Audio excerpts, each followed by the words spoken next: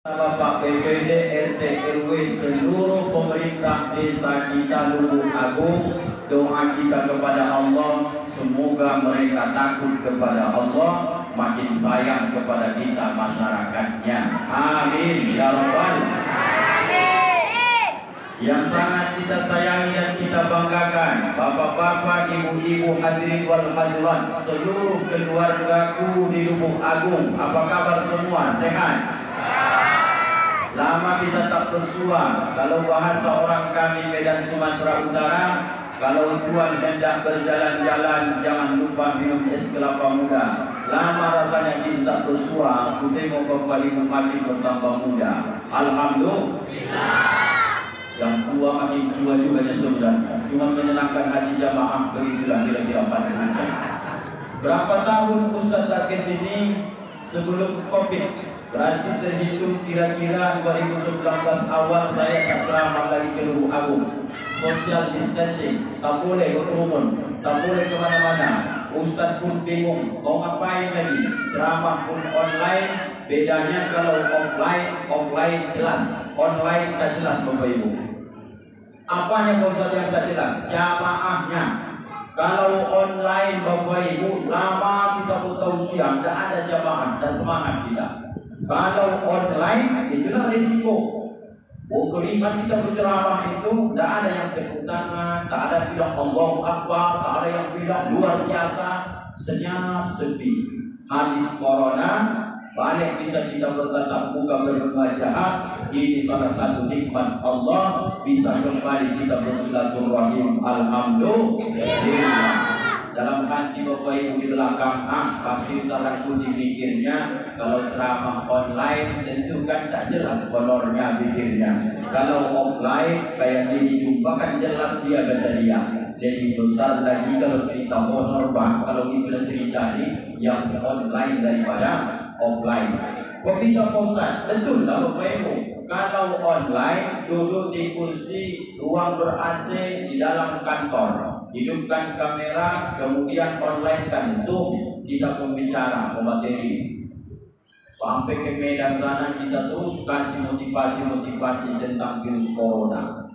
Kalau offline seperti ini, dari ujung Pasuruan Hulu saja ke sini Bapak Ibu, karena sudah lama saya tidak ke sini, heran saya bilang sama Pak Yunus, banyak perubahan Lubuk Agung Pak. Saya bilang, jalannya dulu saya ke sini tanjakan luar biasa dulu. Ingat saya dulu nyangkut mobil saya di sini.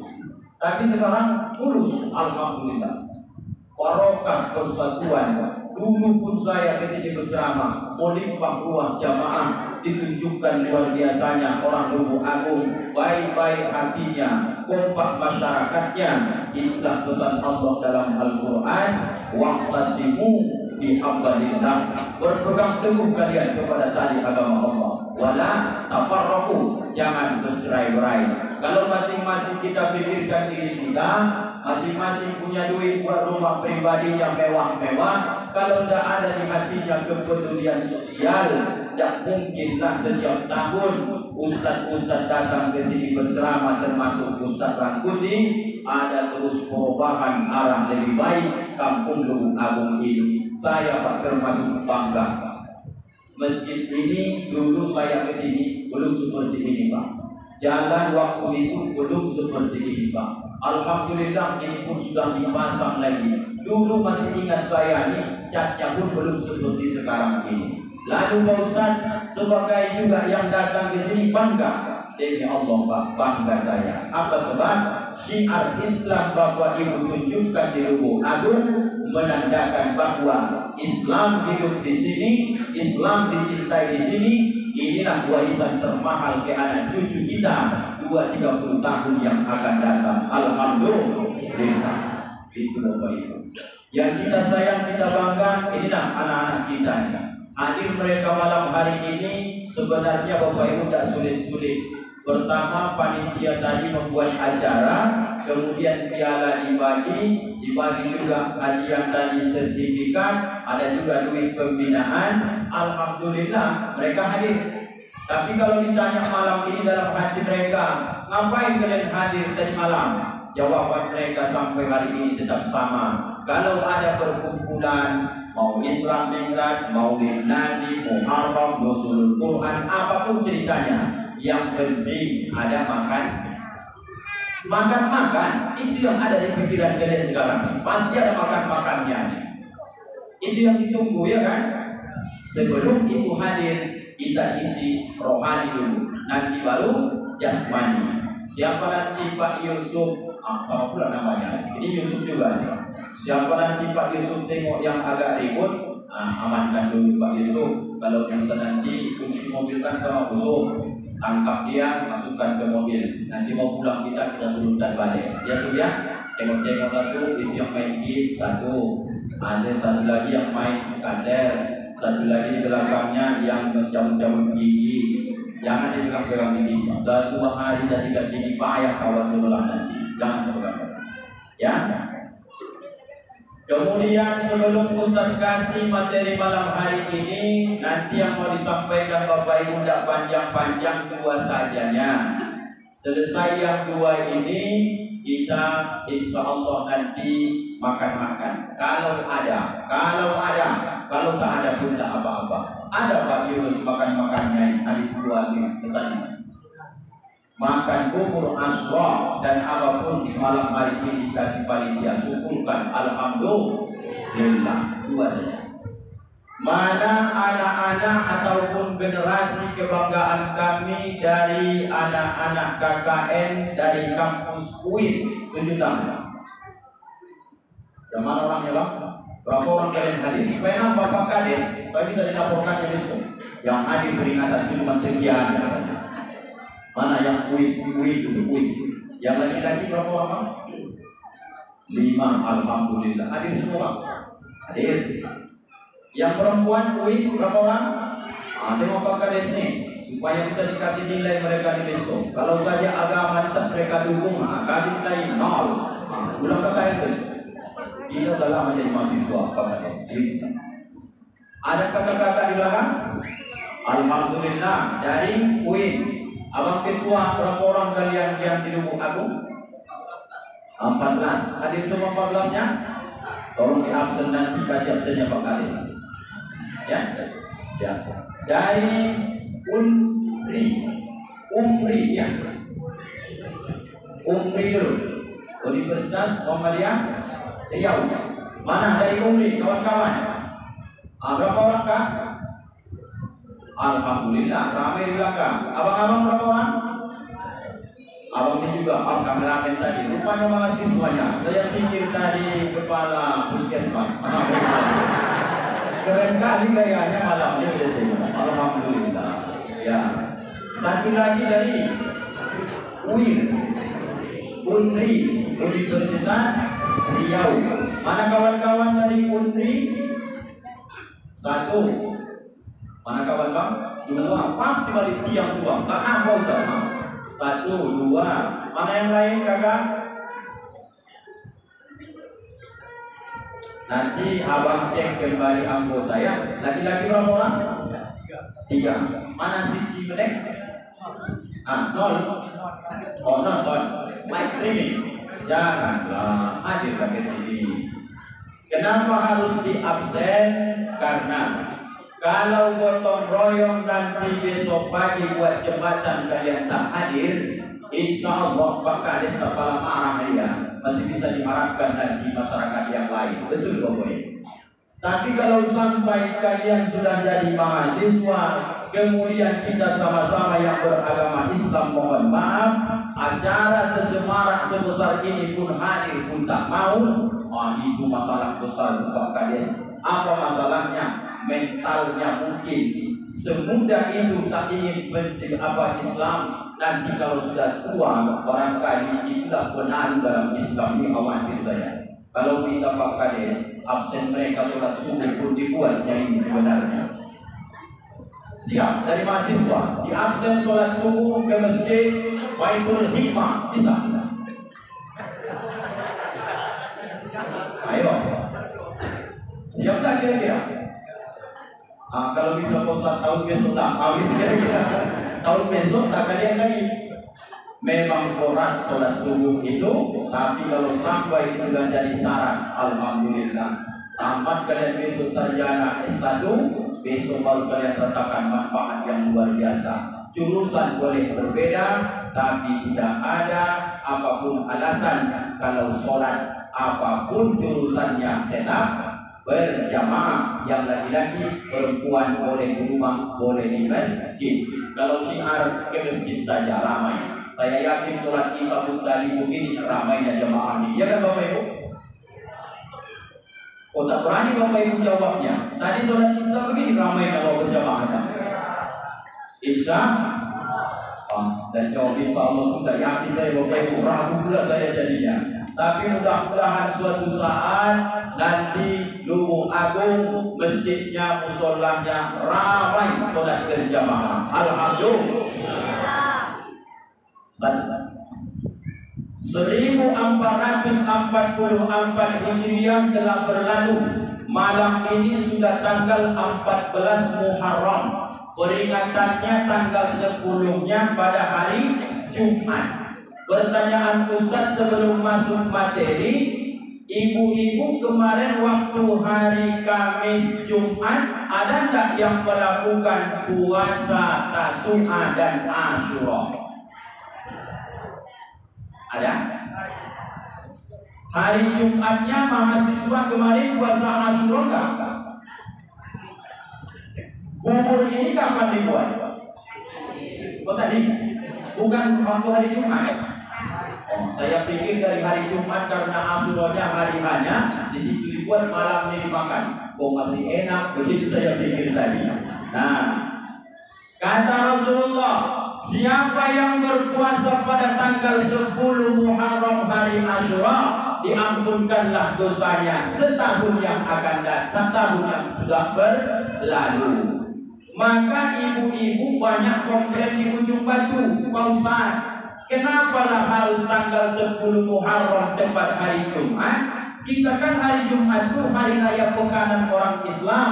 Lalu bagaimana solusinya Pak Ustaz? Tetaplah hukumnya ini sunnah. Yang mau puasa silakan, yang tak puasa pun tidak apa-apa.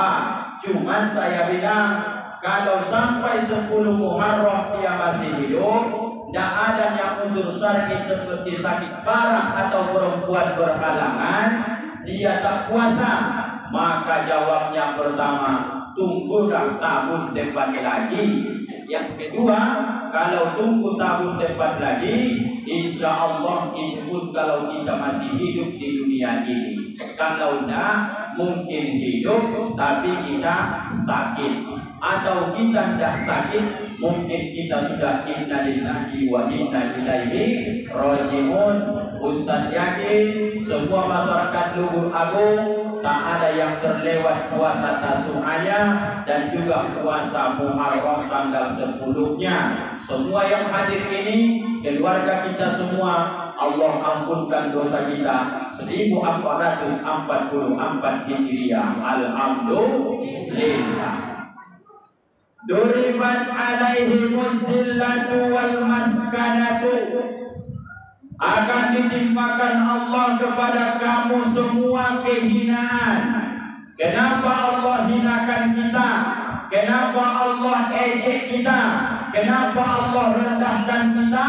Kenapa Bapak Ibu Allah sampai mengancam zillah, kehinaan ditimpakan kepada orang-orang yang apabila mereka lalai dari yang dua perkara ini? Inilah yang mau kita bahas pada malam hari ini. Ibu-ibu sehat di belakang? Masih bernapas? Jelas nggak nampak Ustaz? Mana lebih jelas kalau saya berdiri atau lebih bagus saya duduk? Oh berdiri. Jadi menyenangkan hati ibu-ibu, saya berdiri. Baru nampak ibu? Masih kenal ibu sama Ustaz? Masih kenal. Yang penting laki-laki. Maju saja lah ibu, jelasnya. Kalau kucing ibu tak sholat, berdosa enggak? Tidak.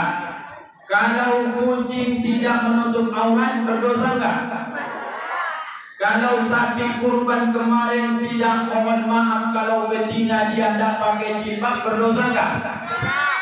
Nah, kalau manusia yang beragama Islam sehat akalnya, kalau dia tak sholat, berdosa enggak? Dosa. Lalu pertanyaan berikutnya, kucing biasanya ada nggak telinganya? Ada. Kucing biasanya ada nggak matanya? Ada. Manusia ada telinga? Ada mata?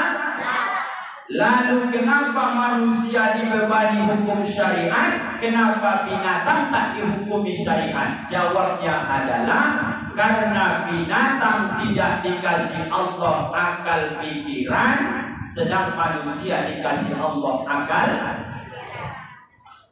Kalau ada orang Lubuk Agung, mohon maaf, yang tidak pernah dia sholat, yang tidak peduli dia tentang agama, agamanya Islam, sehat akalnya, maka dia kata Allah lebih hina daripada hewan. Yakin Pak Ustaz? Yakinlah. Kalau kucing tak sholat wajar karena tak ada akal. Kalau lembu tak bangun subuh, tak sholat subuh, wajar karena tak ada akal. Tapi kalau manusia dikasih akal, dikasih pula sehat, maka dia tak sholat, maka sama dengan Allah ejek dalam surah Al-A'raf. Ulaika kal an'am. Mereka itulah kata Allah kal an'am, seperti an'am, binatang ternak, kucing, kambing, kapitiang, apa lagi? Kambing, apa lagi Pak? Gonggong, gondia. Allahu Akbar. Apa yang membedakannya? Lahum qulubun la yafqahuna biha. Sudah dikasih engkau hati, dikasih engkau akal, la yafqahuna biha, tidak kau gunakan memahami dunia ini. Allahu Akbar, Allahu Akbar. Itu azan. Apa kata dia? Nantilah itu, masih lama lagi pikir. Ayyanas sholat, nanti sajalah, masih bisa itu kata dia. Hayya 'alal falah, jadi parah jawabnya lagi. Aku enggak falah kata dia. Bertepatan subuh. As-sholatu khairum minan naum. Sholat lebih baik daripada tidur. Maka yang azan waktu subuh jangan dipanjangkan naumnya, supaya jangan salah pengertiannya. As-sholatu khairum minan naum. Coba artikan. Sholat itu lebih bagus daripada tidur. Maka bapak di rumah tidur dia ngorok dia di rumah, salah pasang kali. Lahum qulubun la yafqahuna biha. Kau dikasih hati tapi kau tak berpikir, kata Allah. Lahum a'yunun la yubsiruna biha. Dikasih kau mata tapi tak kau gunakan melihat yang baik-baik. Lahum azanun la yasma'una biha. Dikasih engkau dua telinga tapi tak kau gunakan mendengarkan ceramah, mendengarkan ayat Quran, mendengarkan khutbah. Asal sampai ke masjid yang engkau baca langsung bismika Allahumma ahya wa bismika wa amun. Bapak-bapak yang sudah kena gangguan amnesia payah tidur, caranya yang paling gampang, tak usah makan obat. Kemana Pak Ustaz? Datang hari Jumat cepat, kemudian ambil sop paling depan, kemudian nanti tunggu khotib naik.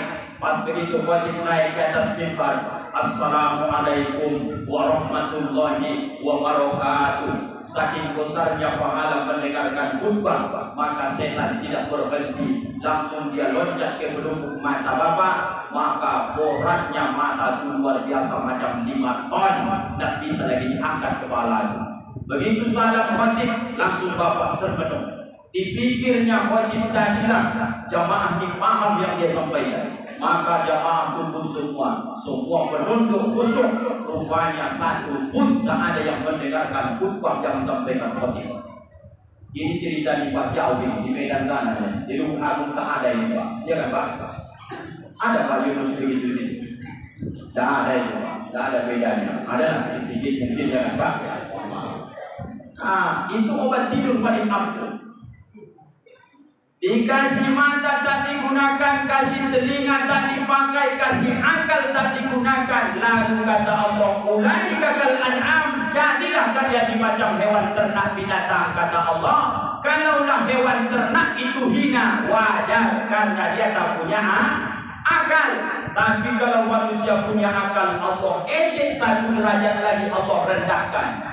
Ulaika kal an'am, mereka itu seperti binatang kata Allah, balhum adall, bahkan lebih hina lagi daripada binatang. Kalau lembu tak solat wajar karena memang dia tak punya akal. Kalau kepiting di air tubuh tak solat subuh wajar karena tak punya akal. Kerbau tak solat wajar karena dia tak punya akal. Kalau orang Lubuk Agung sehat akalnya, agamanya Islam tak solat, berarti kurang akal. Kok sekali-sekali ibu bilangnya kurang akal. Inilah perjalanan hidup nih Bapak Ibu. Akan bakalan hinalah kita kecuali kita perbaiki 1445 yang 2 perkara ini. Apa kata Allah? Illa bihablin minallah, akan hina selama-lamanya manusia ini kecuali dia perbaiki hubungannya dengan Allah. Pak Ustaz, ya, aku mulai malam hari ini ingin memperbaiki hubungan inilah dengan Allah. Bagaimana caraku Pak Ustaz? Mulai malam ini Bapak Ibu kita sepakat, kita start, kita mulai lembaran baru. Biarpun dari 1 Muharram mestinya ini kita mulai. Caranya gimana Pak Ustaz? Nanti setelah selesai ceramah ini, ayah omak semua keluarga sudah pulang ke rumah masing-masing. Maka cara yang pertama kita lakukan dalam haji, teruslah merasa menyesal. Kalau boleh diisi dengan astagfirullah.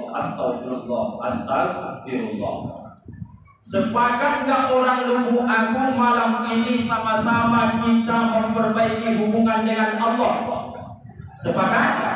Sepakat. Karena nggak diperbaiki hubungan dengan Allah, kita akan berjumpa dengan Allah. Sebelum masa itu tiba, pertemuan itu tiba, kita bersihkan sekarang supaya nanti jangan berjumpa dalam keadaan kotor, malu kita di hadapan Allah Subhanahu wa Ta'ala. Caranya nanti Bapak Ibu kita usahakan bangun jam 4, 1 jam sebelum waktu sholat subuh.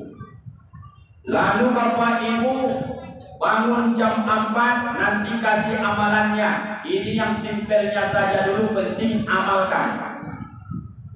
Langsunglah menuju ke kamar mandi. Setelah itu Bapak Ibu dahulukan kaki kiri. Jangan lupa baca doa. Apa doa masuk kamar mandi? Sunnah paling kecil nih salah satunya.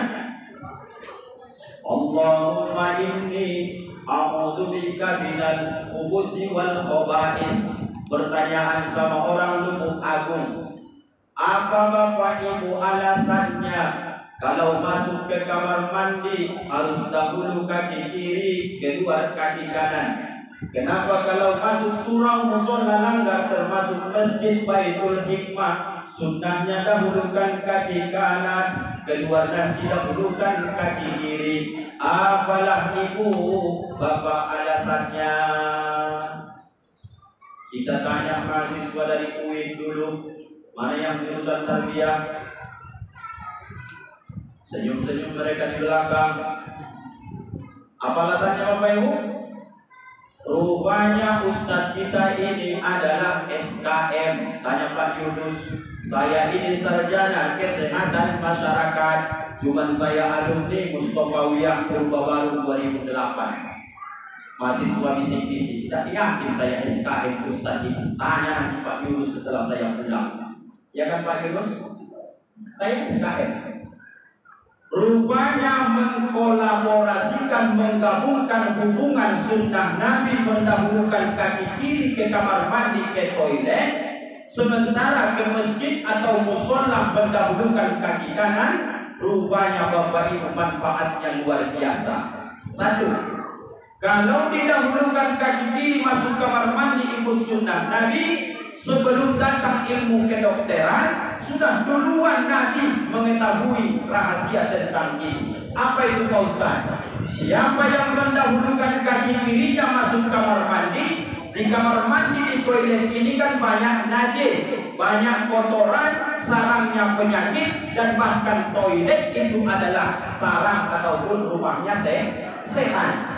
Kalau didahulukan Bapak Ibu kaki kiri masuk kamar mandi, maka rupanya urat dari kaki kiri ini mengalir langsung kepada paru-paru. Maka orang yang dahulu kaki kiri masuk kamar mandi dijamin tidak akan jatuh nanti dia di kamar mandi diserang stroke ataupun kena penyakit disebabkan dari kamar mandi tersebut karena mengamalkan sunnah Nabi sekecil ini Bapak Ibu.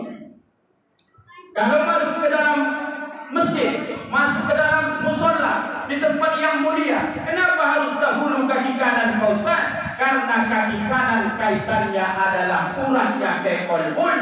Maka supaya orang menjadi khusyuk sholat, sekecil sunnah kau masuk ke masjid pun dahulukan Pak Ibu kaki kananmu, nanti sholat akan berbeda dibanding kau dahulukan dengan kaki kirimu. Kaki kiri uratnya ke paru-paru menangkal penyakit, kaki kanan dia kaitannya ke kolbun hati, masuk ke dalam khusyuk Bapak Ibu yang dimuliakan Allah. Masuklah nanti kamar mandi.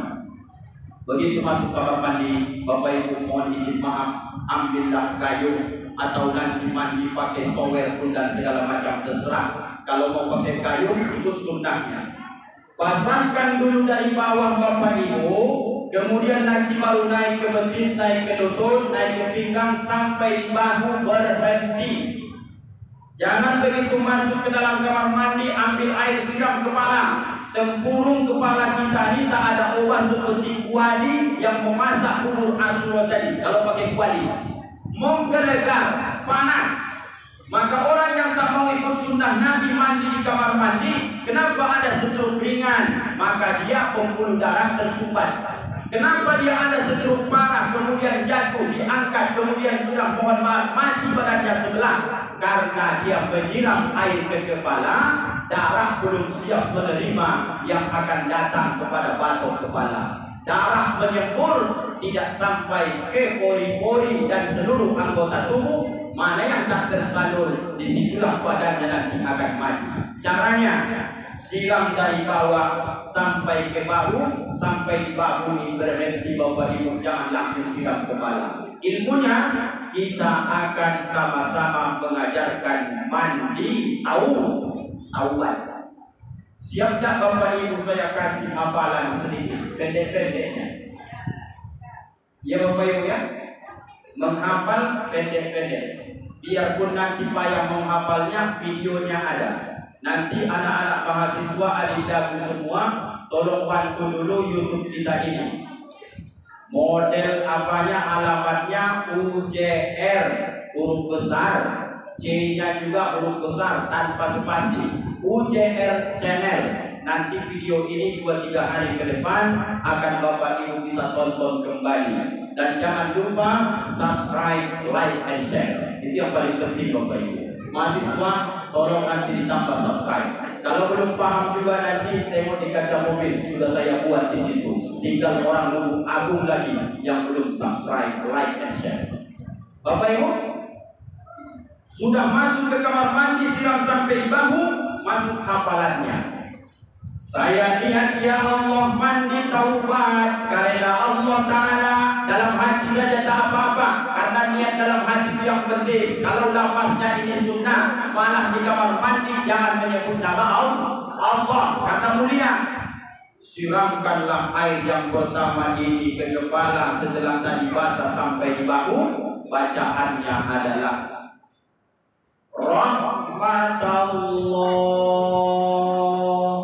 Hafal Bapak Ibu? Ya pelan-pelan nih, ajari orang tua tidak boleh kencang-kencang ya Pak. Ambil airnya, siram pertama Rahmatullah.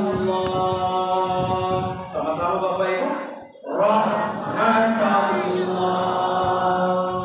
Sekali lagi Rahmatullah. Mengalirlah air sekujur tubuh kita. Ambil air sekali lagi, siramkan lagi. Baca bacaan yang kedua, lebih pendek lagi. Afwallah. Sama-sama. Afwallah. Sekali lagi. Afwallah. Bapak-bapak diam, ibu-ibu dulu. Apa bacaan yang pertama tadi? Alah, bukan itu. Udah lupa, belum pulang Ustaz lagi. Nomor 1 Rahmatullah. Nomor 2 Afwallah. Yang nomor 3 agak panjang ayah anda sedikit, tapi tidak apa-apa. Sebelum Ustaz pulang, kalau